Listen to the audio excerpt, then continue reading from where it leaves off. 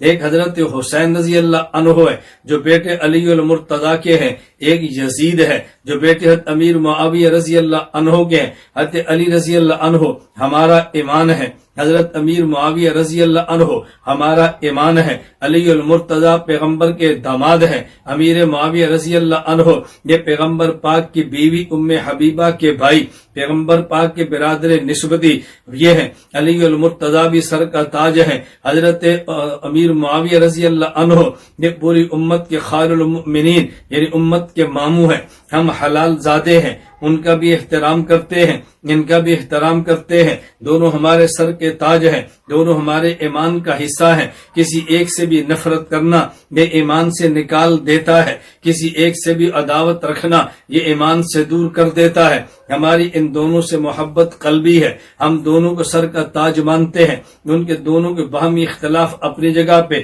وہ اختلاف تو موسیٰ اور ہارون علیہ السلام میں بھی تھے، ہم ان میں فرق نہیں کرتے، وہ بھی نبی اور یہ بھی نبی، اختلاف ان میں بھی تھے، ہم ان پر بھی ہم ان کو بھی اپنے ایمان کا حصہ مانتے ہیں۔ علی بھی صحابی ہے، حضرت امیر معاویہ بھی صحابی ہے رضی اللہ تعالی عنہما، ہم دل و جان سے تسلیم کرتے ہیں۔ بات توجہ سے سمجھنا، بات کے اختلافات کی نوعیت الگ ہے، ان دونوں کے اختلاف کی نوعیت الگ ہے۔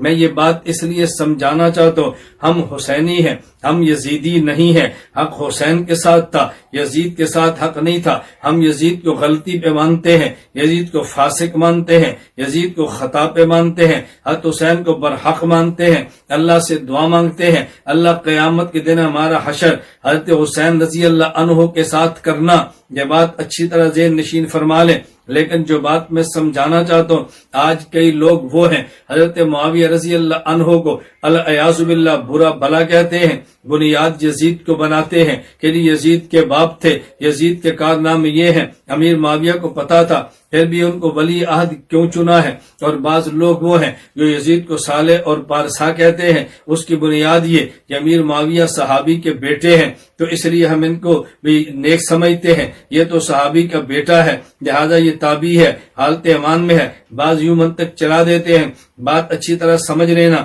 بعضوں نے یہ کہا کہ نہیں جی یزید تو اس یزید کی بنیاد پہ امیر معاویہ کو برا کھا، اور بعضوں نے کہا یزید بڑا اچھا تھا کیونکہ بعض صحابہ نے ان سے بیعت بھی کی ہے، تو صحابی تو غلط آدمی سے بیعت نہیں کر سکتے، صحابی تو برے آدمی کو اپنا ولی عہد نہیں بنا سکتا۔ اس غلط فہمی کے اندر کبھی مبتلا نہ ہونا، بات توجہ سے سمجھنا۔ یزید فاسق اور فاجر تھا، اور حضرت امیر معاویہ رضی اللہ عنہ نے اگر ولی عہد بنایا ہے، اس کی بنیاد یہ نہیں ہے کہ یزید نیک بہت تھا۔ توجہ رکھنا، اگر بعض صحابہ نے بیعت کی ہے اس کا معنی یہ نہیں تھا کہ یزید نیک بہت تھا۔ اصل مسئلہ یہ ہے خلافت میں دو چیزیں بنیادی ہیں، نمبر ایک انسان کا تقوی، نمبر دو تدبیر یعنی سیاسی امور میں ماہر ہونا۔ اگر کسی شخص میں دونوں صفتیں جمع ہوں، وہ سیاسی مدبر بھی ہو، وہ متقی بھی ہو، خلافت اس کا حق ہے۔ لیکن اگر دو لوگوں کے درمیان خلافت کے مسئلے پر اختلاف ہو جائے اور ان میں سے ایک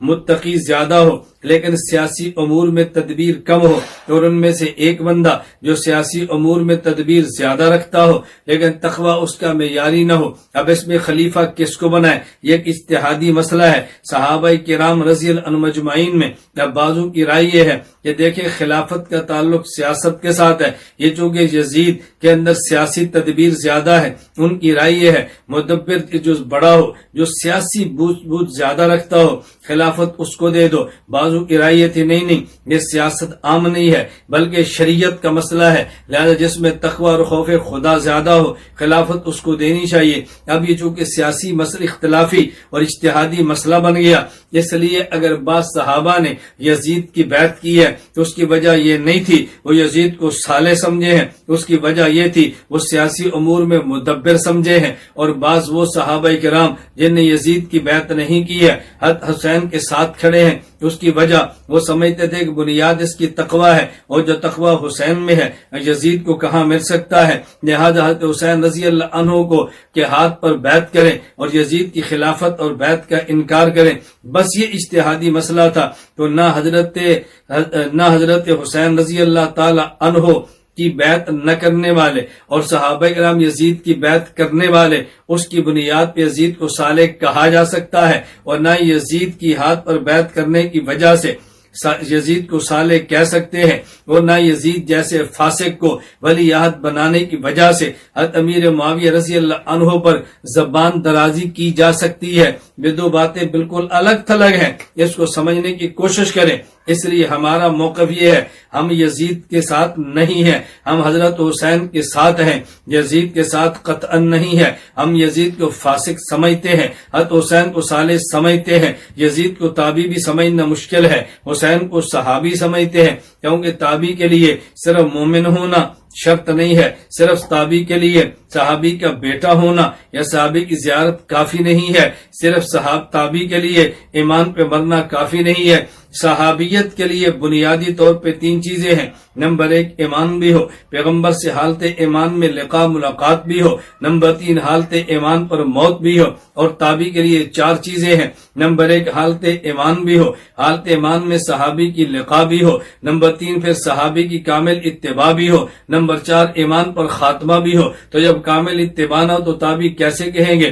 صحابی صحابیت صحبت سے بنا ہے، تابعی اتباع سے بنا ہے، تو صحابیت کے لیے صحبت پیغمبر ضروری ہے اور کافی ہے، لیکن تابعی کے لیے اتباع بھی ضروری ہے، صرف لقاء اور صحبت کافی نہیں ہے۔ یہ دونوں بات اچھی طرح ذہن نشین فرما لیں۔